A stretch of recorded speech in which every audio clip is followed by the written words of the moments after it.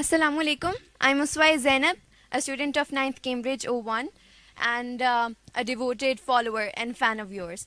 تو یہ ہے میرا سوال کہ آپ اپنی ہر تقریر ہر خطاب میں یوتھ کو کہتے ہیں کہ ہمیں جاننا چاہیے اور پڑھنا چاہیے، اسٹڈی کرنا چاہیے کہ اسلام کیا ہے، سیرت النبی صلی اللہ علیہ وآلہ وسلم کیا ہے، ریاست مدینہ کیا ہے، ہمارے اسلاف کے طریقے کیا ہیں. تو میرا یہ سوال ہے کہ یوتھ پر اس کا اثر ہوتا ہوا نظر نہیں آتا، کوئی اس کا اثر نہیں لیتا، اور آپ کو نہیں لگتا کہ کوئی ایسا میکینزم ہونا چاہیے جس سے نہ صرف یوتھ کو پتہ چلے کہ یہ ساری چیزیں ہیں کیا، بلکہ کوئی عمل ہوتا ہوا بھی نظر آئے؟ دیکھیں، دو چیزیں. پہلے تو یہ جو مدینہ کی ریاست کا ماڈل ہے، یہ آپ کو سمجھنا چاہیے فنومنا کیا ہے. انفارچونیٹلی کیونکہ یہ مسجد کے اندر باتیں ہوتی رہتی ہیں، لوگ اس کو دین کی طرف لے جاتے ہیں. یہ ایکچولی جو قرآن ہے وہ آپ کی وہ ایک وے آف لائف ہے، اور ساری چیزیں قرآن میں اللہ نے لکھا ہوا ہے آپ کی بہتری کے لیے. جو چیزیں قرآن میں ہیں وہ اگر انسان فالو کرتا ہے اس کی زندگی بہتر ہوتی ہے. تو دو ماڈلز ہیں، ایک ہے مدینہ کی ریاست اور دوسرا ہے نبی صلی اللہ علیہ وسلم کی زندگی. اب یہ دو کیوں قرآن کہتی ہے کہ ان کے ماڈل فالو کرو؟ قرآن کہتی ہے نبی کے ان کی زندگی سے سیکھو، ان کی زندگی سے، اور پھر ان کی سنت سے اس پہ چلو. وہ اس لیے کہ دنیا کی تاریخ میں یہ دونوں سب سے سکسیسفل ماڈلز ہیں. آج جو مدینہ کی ریاست تھی وہ بیسس بنی تھی دنیا کا سب سے عظیم جو مسلمانوں کا سویلائزیشن تھا وہ بیس ہوا تھا مدینہ کی ریاست پہ، اور وہ ماڈرن پرنسپلز پہ بنی تھی.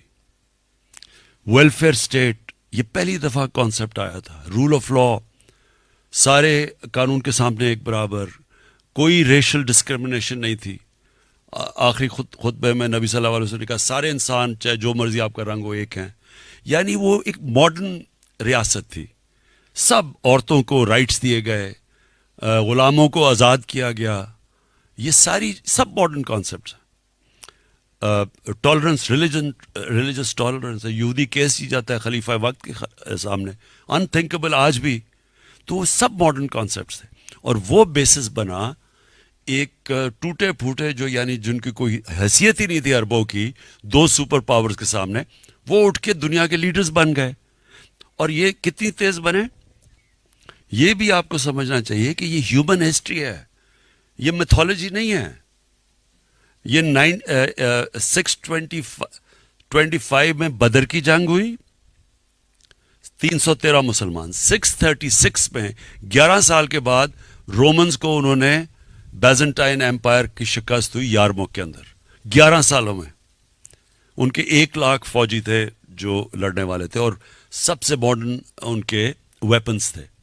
اور دوسری چیز، نبی صلی اللہ علیہ وسلم کی زندگی دنیا کی تاریخ میں کسی انسان نے اچیو کیا ہی نہیں جو انہوں نے کیا ہے. کبھی ایسا انسان کی کوئی اچیومنٹ ہے ہی نہیں آج تک.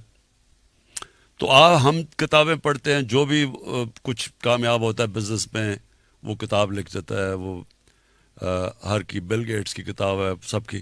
لیکن کسی انسان نے تو وہ کیا ہی نہیں جو انہوں نے کیا ہے. تو یہ تو 100 گریٹسٹ مین میں بھی نمبر 1 پہ ان کو رکھتے ہیں، کیونکہ کسی نے اچیومنٹ نہیں کی. Therefore یہ کامن، میں لوگوں کو کہتا ہوں کہ ان کو اسٹڈی کرو، دونوں کو، مدینہ کی ریاست کو اسٹڈی کرو، ان کی زندگی کو. کیونکہ اگر آپ نے اوپر جانا ہے زندگی میں تو ان کی زندگی میں سب کچھ ہے. آپ ان کے کیریکٹر کیا، ان کی زندگی میں کیا اسٹرگلز آئیں، کیا انہوں نے فیس کیا، تو یہ سب کچھ ہے. تو پہلے چیز تو میں یہ لوگوں کو یہ اس لیے کہتا ہوں، یہ اس سے بہتر آپ کے سامنے کوئی ماڈل نہیں ہے. آپ نے اپنی زندگی بہتر کرنی ہے.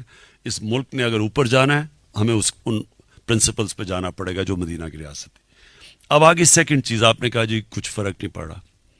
آپ کو پتہ ہے انہی کی زندگی سے سیکھتے ہوئے 10 سال کے بعد ان کی تبلیغ کے بعد صرف 40 لوگ مسلمان تھے. پوائنٹ کیا ہے کہ یہ اور قرآن کے اندر بھی ایک جو سب سے بڑی صفت دی گئی ہے وہ پیشنس ان ایڈورسٹی، صبر کرنا. آپ کوشش کرتے رہتے ہیں. پلیز ایک چیز یاد رکھنا، یہ ہمیشہ ایک چیز یاد رکھنا، آپ نماز میں صرف ایک چیز مانگتے ہیں, اللہ مجھے ان کے راستے پہ لگا, راستے پہ لگا. پلیز یہ یاد رکھنا بار بار, وہ منزل نہیں آپ مانگتے کہ وہ جس پہ اللہ نے تُونے ان کے راستے پہ لگا جن کو تو نے نعمتیں بخشی.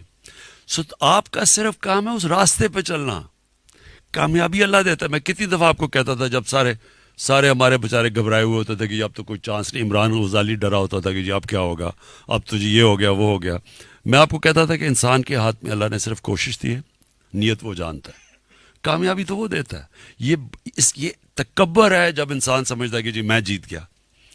جتانا تو اس نے ہے, کوشش آپ کے ہاتھ میں ہے. سو دیکھیں ہم یہ ایک ملک کا ایک بڑے ٹیسٹ سے گزر رہا ہے.